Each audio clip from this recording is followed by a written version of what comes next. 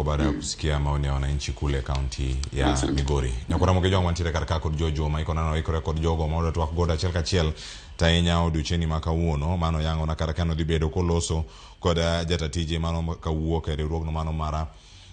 Faraja Women Initiative. Odiochieng' ma kano kwalose wiche maga wito sir ne riwruoge mopogore opogore chal nade tainya ne oganda ma kaluo mano wito tijegi kata mano wito sir ne weche mag thieth e kinwa moko kama gintiere ka wantiere kodi kanya achiel kachiel inyalo miwane wach madhi nyime kama intiere Jojuma.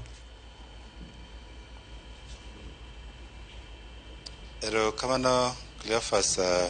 awinji makare ka wuok e kaunti ma Migori kabendo kiji makawuono wantie kod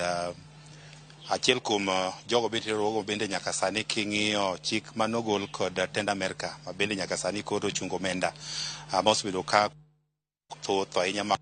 kutego magayaki kachiel kod mago ma bende koro kedo kod landruok ma kutego magayaki wang'eyo ni chwaneno ka Tend America inche ochiwo ndalo 90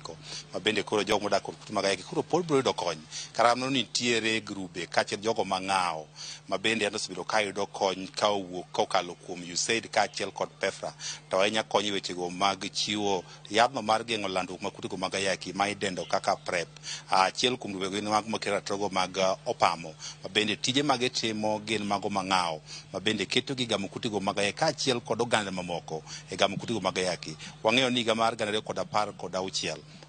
pamo kuom ranyisi gin jogo ko bende nokelnegi yadhno ma iluongo ne PrEP ma geng'o landruok mag kutego magayaki ka bende report ma bende kalore kod chik manogol kod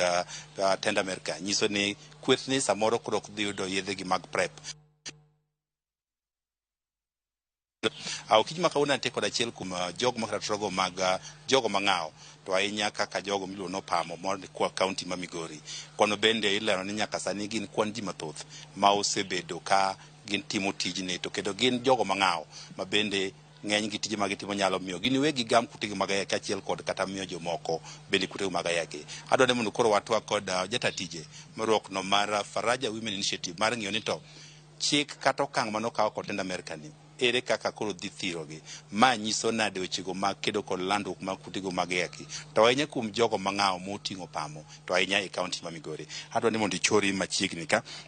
king'iyo kacha kichako gi nyingi ni waneno ka Tend America ochungo omenda mathoth manyioro makonyruoge ma ke jogo mang'awo kaka opamo jogo ma samoro jomo nindo gi chuo wetegi magoeko. In mokwongo ikedo ne ratiro mar riwruok mage kata kweth mane mang'awo to kwan ji maromo nade ma samo kony machal koda mae mikedo negi mang'iso ni konti kama ng'awo. Erokamano iluonga ni Diana Rosa wuok e kaunti ma Migori County, an human right defender kendo akedo ne jogo ma iluongo ni opamo gi dholuo kata female sex mag Migori County for their rights. Executive order ni o affect jok miluongo ni key population especially female sex workers mag Migori County severely. Number achiel wane okang' mamalo kata ne wasebedo okang' mamalo mar kedo gi landruok mag kute magayaki through prevention interventions to magi waneno ko bedo ng'adgi oko koro kama wachope ni wa expect ni landruok mag kute magayaki oidh malo kendo gini duoko wa e decades back kuonde manyocha wasewuoke. Mokwongo okwanya wuoye wach HTS services ma koro waneno kokelne waiver to kwa wuoye wach prevention. Number 1 wan gi risk reduction gin gik ma kata okenge miwuoye bang' ka ng'ato osepim mong'eyo chalne. Risk reduction duoko ng'ato kata loko behavior mag ng'ato manyalo kete okang' mamalo mag yudo kute magayaki. Wantiere gi sex workers bende ma are also HIV positive to bende ginyuol nikech en ratiche mar yudo nyathi to ka koro prevention interventions gi onge odhi geng'o nade landruok mag kute magayaki mondo wuok kuome ka dhir nyithindo kata nyathi moting'e iye kata nyathine modhodho. Awinjo kiwacho chenro mathoth ma bende nye magi ahinya ma bende koro okang' mokawo ni ohinyo ahinya to kwan ji maromo nade kata jomikedo ne maromo nade ma bende nyaka sani koro ngima gi nitie kama ng'awo. E Migori County wan gi kwan maderom 5,000 mag female sex workers manyo yudo interventions gieki. Wantiere gi dhano maderom more than 2,000 manyo benefit from prevention services kata gi prep e yore mag geng'o landruok mag kute mag ayaki. Koro sani dhano 2,000 gi ngima gi obet odong' ka ng'aw kendo landruok mag kute mag ayaki gi dwa idho malo molo campaign manyocha wasetimo mama oduoke odok piny. Aya waneno ka kendo in as much as nyocha wawuoye wach prep ne wawuoye dual protection wach mag condom no bende sani onge. Koro ji ne okang' marach mag medruok landruok kute mag ayaki e Migori County. Wawinjo ka thoth jolony temo wacho ni ber ka gik manuchiwo services ka water gi migao mar thieth, watim integration. Okang'eyo ne ma bende en gima nyalore kwa ka wanywandu kocha chate e migao mar thieth. Bende pod kedo ni dhi mana kare koso uneno nang'o?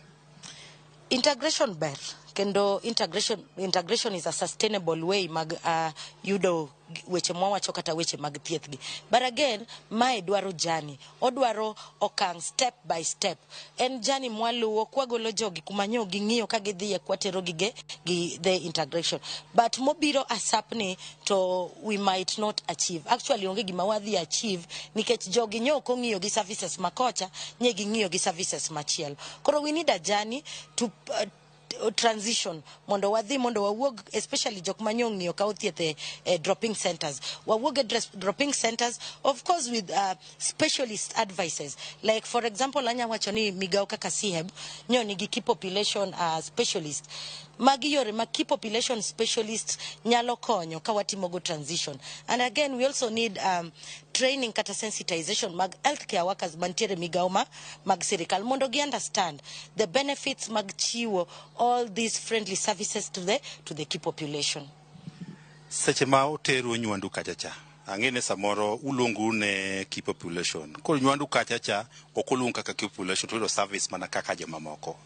ere kaka kanigi pek seche modhi to nywandu wakacha kaka general population kata population mora mora the risks mineno wa sebet kawa campaign goni or the underground kendo obedo buried in the soil meaning poden zero work nikech samadhi kachacha ok dhingiya ka ng'at ma risky behavior ge kete okang' mamalo mag yudo kute mag ayaki idhingiya ka ng'ata chingato or nyako mora mora motimore nade so mondo nywandu wakacha ka onge gi directive kata jani kata roadmap ma clear ok dhi solve issues mag landruok mag kute mag ayaki e Migori County. Konyero chal ka gimo oseng'ad ne ruok kaka mago pam jogi ok dwa ne riwruok ma piny Amerka ok dhi chiwo kony kaka mag prep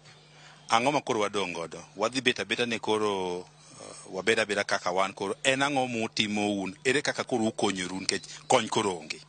okonyal dong ni wabeda because at the end of the day life and important so campaign ma wase embark on kendo kabisa en wach mar tiyo gi condom wakwayo ni sex worker mora kumora manintie te mondi tigi protection kata in HIV positive kata in HIV negative ka onge manyocha wayudo facilities wagi dispensers wagi tem mondi nyiew ang'eyo ni piny tek kendo nyiewe could be very expensive but donge life comes first. Yes. Katieko kodi nwaneno ka nwa pinje moko mosebedo kasiro kata weche mag kedo kod HIV e piny Kenya nosewacho ni by 2030 ginyalo chungo chiendo magi mondo koro piny Kenya ochung kendi owuon un kaka riwruok 2030 ok bor bende nitie okenge mane useketo mar bedo ni koro kutegemea pinje mawuok oko unyalo chung kendu okonge waseketo achiel kuom gigin economic empowerment economic empowerment waketo then wan gigi miluongo ni beyond sex work plan en inyalo bedo gi alternative tich machielo in as much as itime gi sex work bend so that sama gik moko dok piny machielo cha nyalo kelo chiemo kata nyalo the livelihood support ma we really need but in as much as okenge gi waketo okende gi be okwanyal timo kend wako come together gi other stakeholders so poda oro kwayo especially county government ma Migori wa allocate these resources mondo dhine key population condoms ko biro can we prioritize key population prep mora ma wanyalo yudo kendo mana kaka na wacho okwanya wacho wach HTS services kwa we interventions mag preventions wa source for this so that waduok landruok makute magaya kipenye Migori County. Gimara ni ler na kwatiko ni idwaro ni mondo wa yudo omenda wan owuon, domestic mobilization. Sani kamwa gike piny Kenya ruoge ma kaka un ang'o mosemono wabe waseketo kenge mar neno wa yudo omenda owuon mondo wachunge chendo moko waketo mana ni nyaka waket geno wa kony mawuok oko. Through AMREF gi IRDO kata Red Cross trainings osebedo ka timore mag domestic resource mobilization gi community led monitoring. These services wadwani obed mag community led through the county assemblies. Sama allocations budget itimo, can we put allocations ma support kata makes the county thrive as our own? Yes.